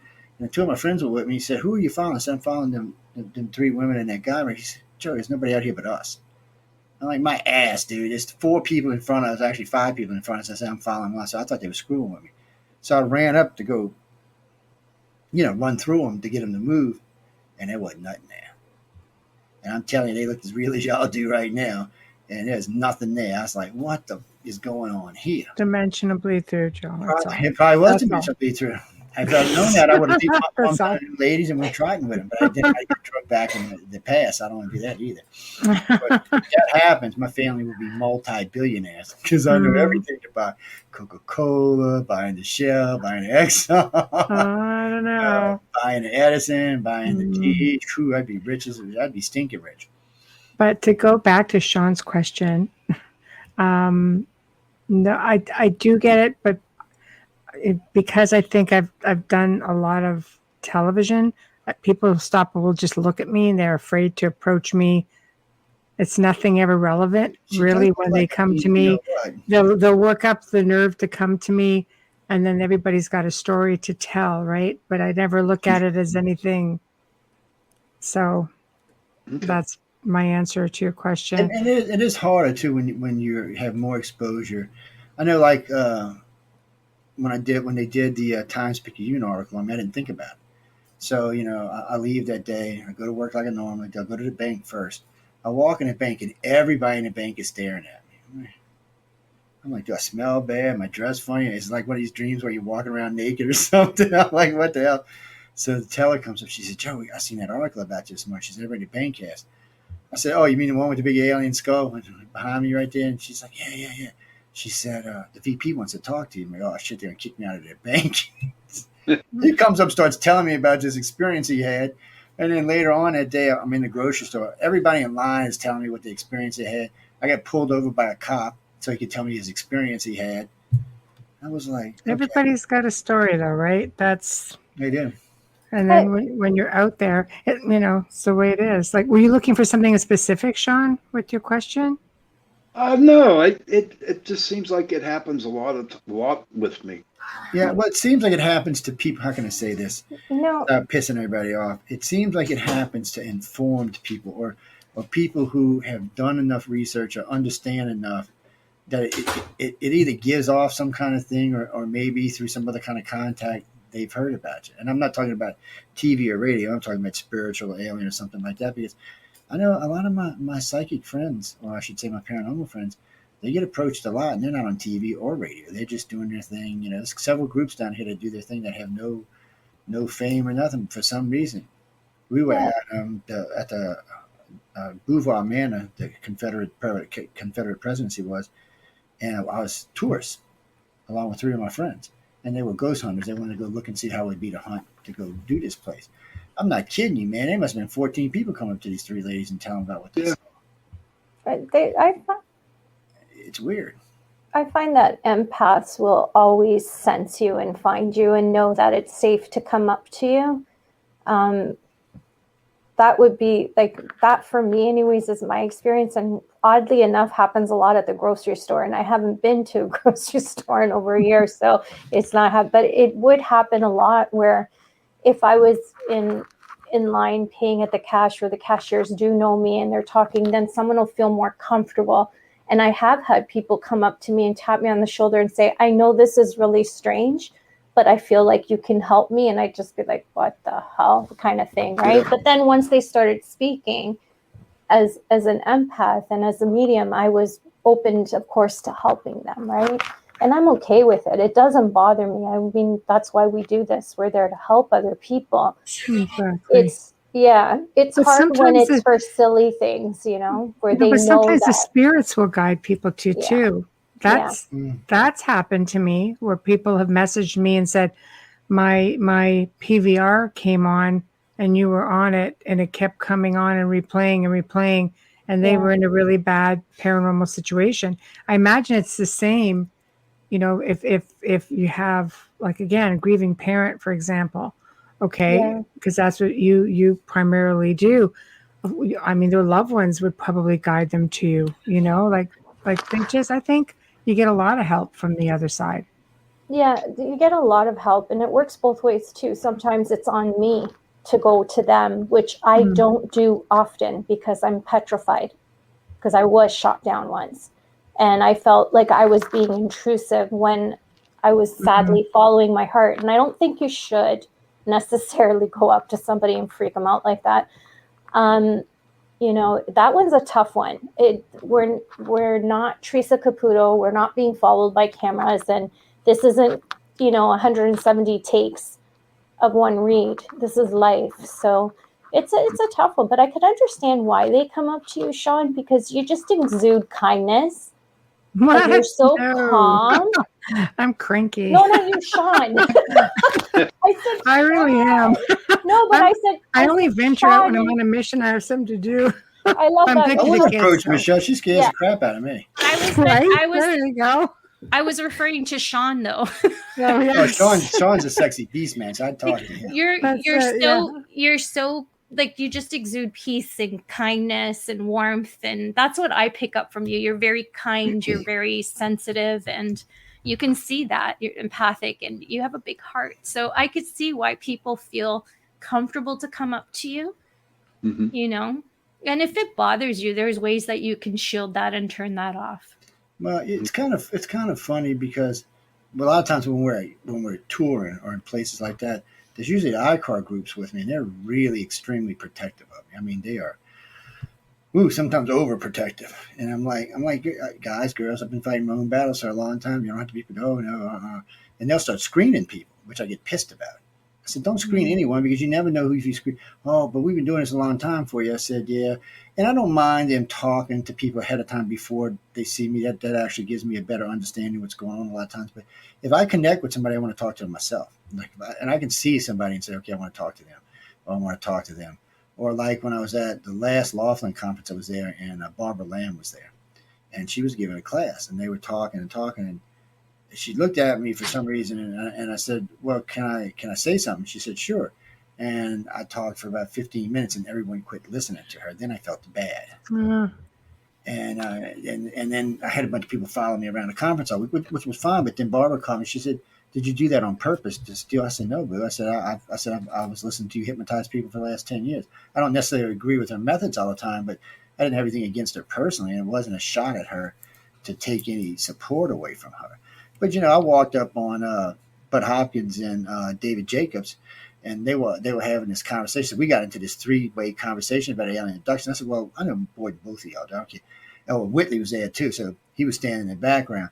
This became a conversation. Didn't get heated, but it was a good conversation. Before we looked, all three of us looked up at the same time. The whole entire room was packed, and everybody was quiet listening to us. And this was not supposed to be, because they were doing book signings, and we just got to talking. And, all three of us have been doing alien abduction for a long time, so it was a very interesting conversation. And one lady said, God, I wish I recorded this. I said, shit, I wish I would have recorded this. But it's one of them things. And, I get people who tell me they've seen me on ships, or they recognize my voice, or they recognize this or recognize that. And I was in D.C. giving a lecture when these 3 ladies came in and seen me, and one of them fainted. And I was like, God damn, I must be particularly ugly today. And I was giving a lecture on MILABs, military abductions. I was playing Melinda Leslie and Katarina Wilson, some interviews I did with some hardcore MILABs.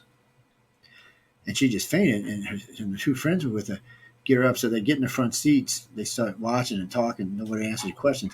And I always like to cut my lectures in half because, if I got an hour and a half, I want to give at least 40 minutes of Q&A. Because people come there a lot of times to talk to us, not just to listen to us. So, and I think sometimes the conferences lose that. Oh, do your hour and a half, or do your hour, do your whatever, and go. But that's what they're really there for. They really want to ask questions. They come with questions, and I'm what I'm there for. I want to answer questions. And it works out real good that way. And but she just fainted. When it was over, I was sitting on the edge of the stage waiting for the guy to come up. I think Steve Bissett was coming up next, and I was just sitting there waiting. And they 3 walked up to me, and they knew stuff about me there's no way they could have known unless they seen me in person somewhere. I mean, they knew things about me that, shit, I doubt Linda knew some of them things about me. And it was kind of strange, actually. And we've been friends ever since then. We've done a lot of regression work, and they're lifelong. They're actually what we would call communicators in their sense. They're people out there spreading the word. It's like spreading the gospel, spreading the word. And somebody asked me about them the other day, are they God-fearing? I said, they most certainly are. I said, there's no law that says you can't believe in God if you believe in aliens or ghosts or demons or any of that stuff. Because Southern Cross used to tell me, well, if you believe in these things, you're going to burn in hell. I said, really? I said, I guess I got a special place for your ass then. He's like, it's freaked him out. But I don't believe in any of that. I don't think God cares about any of that stuff. If he created it, I don't see why we can't interact with it. or if it's a creation from one of his creations, I still don't see why we can't interact with it. So I would think there would be some warning label that says God will get pissed off. Do not interact with it. But no, I've never seen that. So it's strange. And it is strange how many of my science friends that turn their back on any type of religion or any type of belief would be a better way of saying it. They, it just, I guess it's hard for them to have science and still believe in something that you can't prove. But you know, it's just how it is. We live in a universe that there's lots of stuff we can't prove. We still can't even prove the Higgs boson, even though we created one. We can't even prove black holes because we still can't see them other than when we do a remake of them. It's still naked to any of our equipment. There's lots of things that we know exist that we can't prove. So just sometimes I think science needs to remember that. And sometimes they need to remember that, hey, most people are not lying, that something happened to them, and they need to understand what happened to them. You know, I get lots of reports of UFOs flying around. You know, I've said this a lot over the years, and I always tell people, if you've seen a UFO, you've been taken. It's that simple. If you've seen a UFO, because not everybody sees them, and not everybody's going to ever see them. I don't think anybody sees them but contactees. And I can pretty much prove it, but when I get into that conversation, it pisses off half the ufology community. Oh, no, you're wrong. Really? I said, and then I'll start off with 22 million people in Mexico City. 1 million people saw it. Why didn't the other 21 million people see it? New York City seen it. A dozen, 2 dozen people seen anything hovering over the city. Nobody else seen it out of 8 million people. Phoenix, Arizona. Y'all make all kind of stuff out of Phoenix. 2 million people there. How many seen it? About 2,000. Why didn't the rest of them see it? And this was on national news. All of these cases I'm talking about right now made national news. Or the Belgium sightings of the Black Triangles. Flying over 5 different major cities. 11 million different people. 36,000 people called it. Nobody else saw it. Why? What, are they scared to see it? They just didn't see it? I mean, the mayor was on TV in Mexico City talking about what was hanging over the city, and still only 1 million people saw it. There was pastors, lawyers talking about it, because I think you have to be taken to see it. That's what the trigger is. It's either, hey, I'm dropping you off, or hey, I just picked you up. And I think in the Mexico City and the Arizona cases, those were mass abductions. They were putting them back in mass. And that's why they were being seen by X amount of people. But the field does not like when I talk about that, because that excludes a lot of researchers, and they don't want to be excluded. They don't want to think they can never see a UFO. And I tell them all the time, I said, anybody can see an unidentified flying object. Shit, nobody knows what's flying in the sky all the time. Just go look for some lights up there and you've seen something unidentified. Because for some reason, they have never learned to break apart what an alien craft is and a UFO is. UFO is just a UFO. It's an unidentified flying object. It could be one in a million different things. It could be swamp gas. That's why it took 2.5, almost 3 years of atmospheric anomalies. I took almost 3 years of it. And that's why I did, because I wanted to know, what swamp gas look like? What does this look like? What does ball lightning look like? I want to know things that I can eliminate. And that's why I also have JPL tracking on my computer. And I have, Milan JPL on my computer. And JTrack is what they call it. And that's why I have the airport monitor on my computer. I want to be able to tell in real time. I want to eliminate things. I want to know it's not a satellite. I want to know it's not an airplane. And I want to know it's not an atmospheric anomaly. When I take them 3 out, there ain't much left it can be. And it's the best way to do research, because it's hard for anybody to go, what was aircraft? Nope, nothing flying there. Look, you can look right here. Nothing flying. Oh, it's satellite. Oh, nope, look, nothing here. Nope, no satellite. Oh, it's air. Oh, no, it's not. And then I also have 2 years advanced aircraft recognition from the U.S. Navy. Yeah, I'm telling you. If I'm telling you it's not a UFO, it's not a UFO. If I'm telling you it is, you better get worried, because somebody just got taken. But they don't like that, because it does exclude people. So when I'm speaking at conferences, I try not to bring it up. It's hard not to, because people are going to ask about it. But, like the runners of the conference asked me not to do it because it excludes too many people attending their conference. So they're like, well, Joe, everybody wants to think they can see a UFO. I said, well, not everybody can. And maybe we need to start thinking about that so we can find the people who can and find out what the hell's going on. But who knows? And then I've had professional ufologists tell me, oh, all alien abductions are sleep paralysis. And then I'll ask them, do you know what sleep paralysis is? Can you name even 5 things that sleep? No. I said, well, how can you say that? Well, because that's what I heard. Well, if you don't even know what it is, how can you say that? I wonder sometimes about people. I think a lot of people get in both these professions for the sheer fame of it, because there ain't that much money in it. So There is a little bit, but not like people should have. I mean, well, we got 6 of us up here. What got us all in? Michelle, what you got into it for? Something came ghosty and scared you one night? No, you probably scared it. Casper came walking across Michelle's house. She went, boo, that was it. She was hooked. Wouldn't stand a chance. She loves everything haunted, so you must have seen something that got you going. What? Me? Mm-hmm. No, What was it that drew you into this? I do what? The paranormal? Yeah. Oh, I've just been around it my whole life. So, always seeing things for as long as I can remember from the time I was a child. I went on a ghost tour once my kids were older. I figured, okay, it's safe enough to do. I always knew it wasn't a good blend to have children and paranormal. I grew up around that. I came from a pretty horrific experience myself and basically just decided to, I was able to help myself of having a demonic infestation or oppression. So I thought the natural thing to do would be to pay it forward and teach other people how I did it. And, and then it just snowballed from there. So, and of course, anybody who's involved in the paranormal, for the most part, will eventually go off to ufology, which is pretty much, when I started watching them crisscross over in some of my cases, I started thinking, well, are they just using the same portals or is there something more? Sean, I see you getting itchy in your chair. What? No, it's like 90 degrees in my attic, buddy. Oh. What? Yeah, it's got to be warm right now. Joseph, just because you've never seen a UFO does not mean you're not an abductee, by the way. But I like what Joe was talking about earlier. The signs that, in the paranormal field, 1 year you learn religion, the next year you learn about demons, the next, you know what I mean? And honest to Pete, I believe now, after a year, I was abducted by an alien. You might have been. Well, there we go. There's a breakthrough. It just like you opened my eyes, Joe. Honest to Pete, when you said that, it was like, because that's how, when I was investigating the paranormal and then helping people and teaching people, it was like every year on the same date, I was taken from Wicca, witches, to angels, to demons, all the way down the road. And when you said that, I was like, wow. It's kind of how it works. I call it taking the tour, but because honestly, for me, it kind of worked for that. Even though I was meeting people who were having these weird things, I was doing tarot for a long time, and then I designed my own reading. I designed my own deck and my own reading style, which people still use today. It's a great style. If you want to know anything, it's a much more detailed way of reading cards.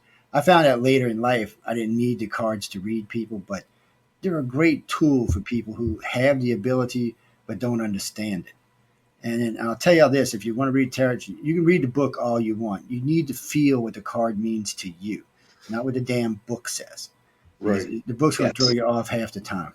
Yes. Yes, learn your cards. And know this, ladies and gentlemen, don't never buy your own deck. A deck has to be gifted to you. If you buy your own deck, you're never going to be as good as you could. Deck has to be gifted to you. What if you see the deck behind another deck and you didn't even know it was there? It wasn't visible from the other side. If the deck truly calls for you, you can buy it, but you should ask a friend to buy it for you. I've done that. I've gone into a shop and it wasn't visible to anyone on this side of the counter.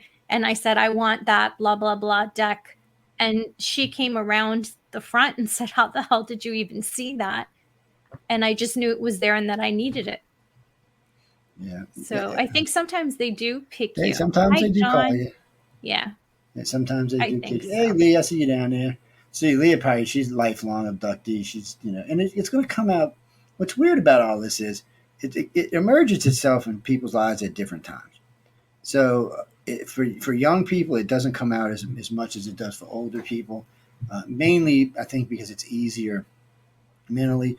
Leah's pretty steady in her brain, so she can handle it a little bit more. But even then, it's something, if you're not careful, can consume your life. You can catch yourself spending a lot of money and a lot of time on it. Same thing with ghosties or demons and stuff like that. A friend of mine who became demonologist, he tells me all the time, he said, shit, if I'd have kept his money, I could be retired now. And he's right, I could be too, but it's worth what I learned. I can't ever say it's not. And then a guy asked me just yesterday, he said, am I going to take what I know to my grave? I said, no. I said, there's other people who know what I know. I said, there's members in ICAR that have access to the database or have access to my brain or whatever you want to call it. I said, because a lot of stuff I do keep in my head. We do keep it somewhere on paper, but like the server next to me is not a connected server. It's not connected to anything. So I get stuff, I transfer it. I'll disconnect this like this server from the internet, and whatever data's in, I transfer it to that one. Then I reconnect this one. And then here, if somebody wants it, I will actually put it on a disk with an encryption code and mail it to them. And that way we don't have to worry about somebody. And I use like 128-bit encryption. Even damn Pentagon don't have trouble with that one. So it works real good. They have the other code. I have a code. It's codes we give off to each other when we're traveling and stuff. So it's a good way of doing it, and it's a good way to keep people's names safe. Because I've said this a million times. I have no problem sharing my data with the government. I really don't. I just don't want to give them people's names. I don't feel that the sharing of names. I don't think they need the people's names, because all they're going to go do is mail them. So there's no reason to. So this way, they get some information. I get some favors, and the contactee or abductee is kept safe. And that's really what this is all about. Because I want to learn and I want to understand, but I don't want to understand at someone else's inconvenience. I want to understand because we've done the right things. And no one's ever built an organization like we have. No one put up abduction criteria. No one did the blood types or the grades. Nobody's ever done that but us. I hear people try to take credit, which I'm not going to get into names tonight, but there's several people in the field that would like to take credit, but they can't because they'll be taking credit and then I'll be speaking somewhere and then people hear what's really going on. And then when they're confronted, they can't say it's theirs. Because I've seen a couple of people when I did Ancient Aliens the first time. I seen a couple of people in the field say, "Oh yeah." No one had even talked about blood types. No one. The first time I released it was about 14 years ago on Coast to Coast, and then the second time was 14 years or 12 years later on Ancient Aliens. And then the very next Ancient Aliens, they had Linda Moulton Howe on talking about how she discovered the blood. Even the guys at Prometheus were laughing because they knew me from earlier when we had done it earlier. She God damn, I bet you got pissed, Joe. I said, I didn't get pissed.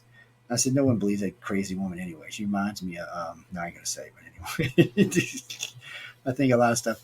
I found one thing about both fields is that if you're going to do TV or radio or anything like that, you're only as relevant as your last big thing. After you've gone on and done something, people just move on to something else. And I'm real fortunate because I do a lot of different things and the organization's got its hands on a lot of stuff, but I'm not always about going on TV. I got to be honest. I've done not as much as the redhead over here, but I've done probably 20, 30 shows over the years, a couple of documentaries and 2 movies. And one of them we're still waiting to come out, Cable Green. So it's I don't know, it's hard to explain, but I'm in it for selfish reasons. I'm truly in it for selfish reasons. I don't mind sharing with everybody, but I started it because I had this thirst to know about me and these other people. I just wanted to know, and I didn't want to have to wait for Joe Schmo down the line to tell me, or Michael Boopy's over there to tell me. I wanted to get the answers myself because then I could trust the answers that came to me. I know y'all know that because y'all all do research yourselves, so you can rely on people to X amount, but then you always got to wonder if somebody has alternative reasons for getting into the field or coming up with the data they came up with. To put it in perspective, I got called about a group that said we were all wrong, that O positive was the most abductions, which I was hoping they were right, to be honest with you. But their sampling was only their board members and another dozen people. I was like, and all their board members, by the way, were O positive and brown eye. Of course, that's what they were going to say.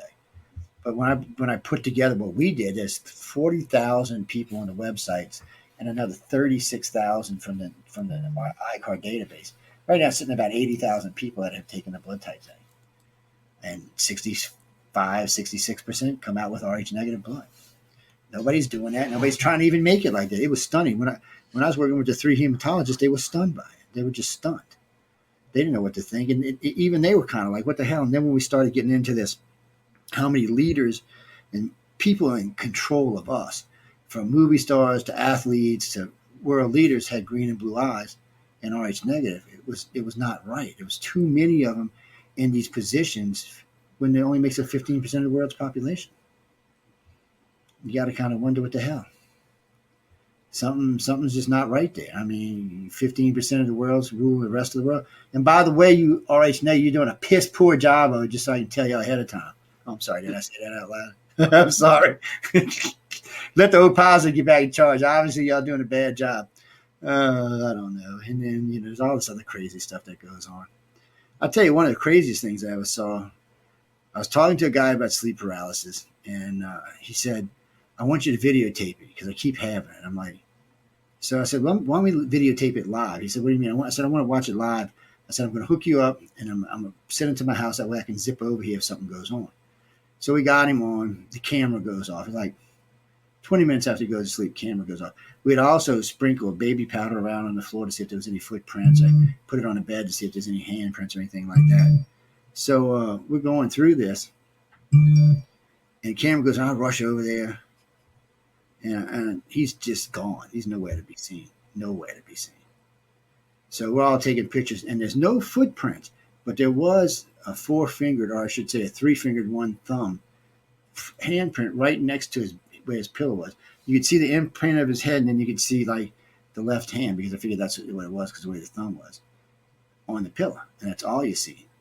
And then so we hung around for like 3 hours, nothing.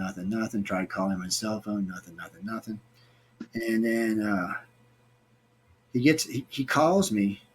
He said, what were you doing at my house? I said, we were looking for you.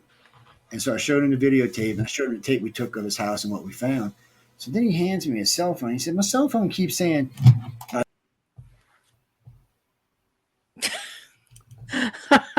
Wow. That's one way to get him to stop talking. Wow. Holy crap, man. You fell off the box. Yeah, you did. That is so funny. I'm so sorry. I'm so sorry. I was just going to say, I think Michael was abducted, and now I believe Joe just I was. think Joe's gone too. Joe's gone too, man. Uh-oh. Yeah. My dad actually said, I didn't find out until after he passed away from my sister, that he had several abduction cases. You're kidding. It was amazing to sit there and find out something about my father I never knew. He had so much about the abduction cases that he, confessed to my sister. Then my sister, after my father passed, and I was recovering from a near-death experience and losing my left leg, going, what? How the hell did I not know anything about this? It got to the point where there was one abduction scenario where my sister said my dad wound up in this big, huge room with a big globe around it. A lot of people were standing around this orb. Mm-hmm. And he knew 1 or 2 people. And there was this one guy he knew that was associated, or was an old girlfriend of the woman that he was dating at the time, said, you need to tell this to Nana or she will never know that this will be true or not. And then I don't know what he told my dad, but the story goes that what he told his girlfriend about this person, which turned out to be dead at the time, was absolutely true, and his girlfriend just absolutely, her jaw was on the floor. Yeah, Oh that kind of stuff. Make sure you document that. You write it down so it Unfortunately, continues. guys, we are way over time, so we got to Joe, get out of the here. Grace just brought Joe back. Oh, I don't know what that was. That's I think you got abducted like Michael. Michael got abducted earlier. Michael was being probed at the moment, I think. But Michael, listen, we know what's going on. Don't try to lie about it. But Michael will be back on what is today? Today's Tuesday, huh? No, today's Monday. Shit. It's Monday. Sorry, guys. My brain is gone. I've been telling customers that all day. My brain's been fried for a week now. But Michael will be back tomorrow. Michelle and Amelia will be back on Wednesday. Sean will be back Thursday. Another Sean will be back Saturday. So y'all all come by and hang out and check out everybody. But we got to get out of here because the Horsefly Chronicles are coming up next. And they're probably like, oh, no, Joe's not going to let us do any time now. I'm just kidding, guys. Y'all don't look like that anyway. I'm the scary one here. But everyone stay tuned for the Horsefly Chronicles. God, I'm tongue-tied today. You're all welcome. Yes. Coffee. Yes. You know what? I might make some coffee. Actually, I didn't get enough. Yes, Folgers make great coffee. And Carnation makes great cream too. Yep. But anyway, we got to get for sure. Sean, I'm going to talk to you in a little bit. You're going to be around. Sean? Yeah, I am. You gonna hook us up like this with live stream?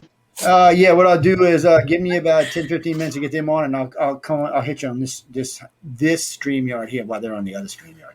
All right, brother. I'll be waiting. All right, see you in a minute, guys. Ladies, thanks for hanging out. Sean G, nice to see you in the group. Michael, wherever you're getting from. Scream, Leah, nice to see you stop by tonight. Nice to see everybody in the audience. Joe, Joseph, whatever that one is. Perdito. What is that? Pedro. Cadillac Rider, is that what that is? Anyway. Bye. Y'all, thanks for all showing up, and we'll see y'all soon. Good night, everybody. Bye, guys. Good night, everyone. Good night. Boo, boo, boo.